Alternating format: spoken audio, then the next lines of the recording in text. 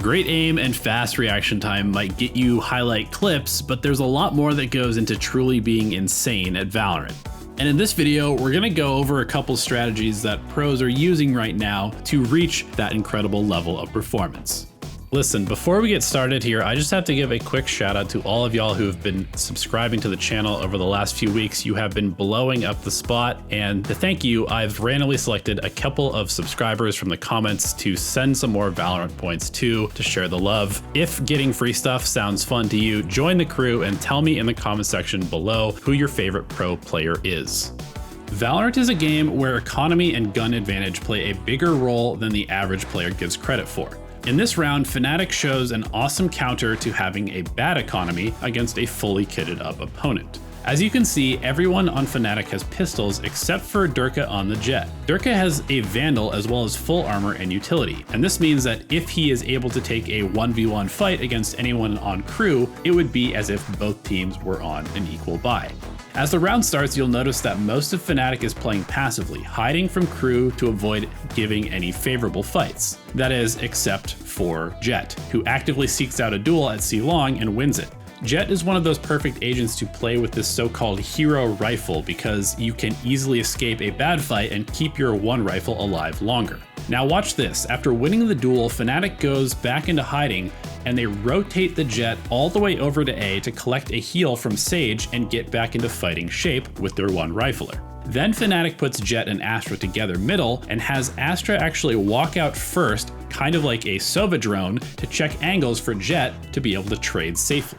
This is just another little advantage that Fnatic is giving to their one rifle. When the A hit becomes clear, Durka quickly rotates and after waiting out the lockdown is able to isolate 3 more 1v1s to clean up the round. Because Fnatic played in a way where they enabled their one rifle to take all of the fights, it was almost as if Fnatic had been able to full buy despite being on a save round.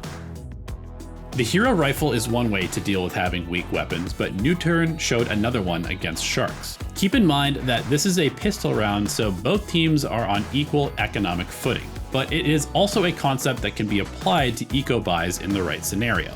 Most pistol rounds are decided by who can bring the most guns to a fight, and this can often favor the attacking side because the defenders usually have to split up to cover the whole map. Newturn decided to flip the script here by pushing 4 players together through B main and taking the fight to Sharks, which completely caught them split up in a default.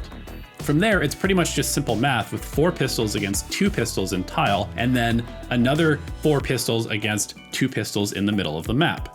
This is obviously much harder to do against a full rifle buy, but you will see pro teams getting aggressive in that situation as well, since a lot of the time a rifle against pistol round will result in the rifles playing in a default spread out. Bringing an extra gun or 2 can help offset a gun disadvantage and gets even more valuable if the ecoing team is able to steal a few weapons and not only upgrade their own arsenal, but damage that of their opponents. Fnatic have already proven themselves as one of the most strategic teams in the game. In this round, they are facing a very passive defensive setup from crew meant to deny information to the attackers. Fnatic knows that the easiest way to counter this style of play is to force a reaction with pressure. In their default setup, they have the spike over near A and the rest of Fnatic spreads out. They trade a bit of information at both C and A long as the two teams see each other briefly. Fnatic's Jet player fires a couple of warning shots at A and then makes an excessive amount of noise as he retreats to A lobby. At this point, the play is set up and Fnatic stops making noise and hides from crew's Sky utility. Fnatic sits with 3 players in the lobby to catch anyone from crew who might be pushing for information, and when crew continues to play the passive game, Fnatic decides it's time to force a reaction. Mystic throws out the Sky ultimate as well as a flash, which prompts the crew Viper to put up his poison cloud, which instead of protecting him actually smokes off his own vision of the fake play. You can see the immediate rotation come out from crew, and then Boaster on Astra throws down the Cosmic Divide to further sell the fake.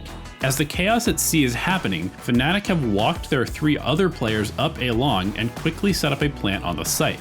Crew are pretty quick to rotate back to A, and this is where things get extra wild from Fnatic.